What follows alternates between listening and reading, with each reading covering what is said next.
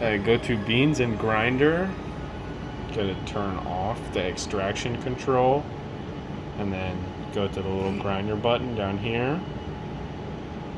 It said adjust it to be coarser by like 10.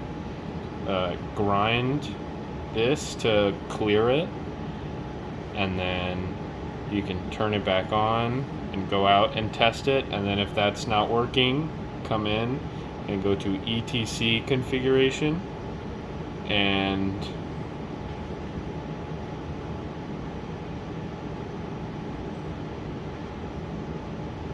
go to this screen and just press that, and it should automatically calibrate.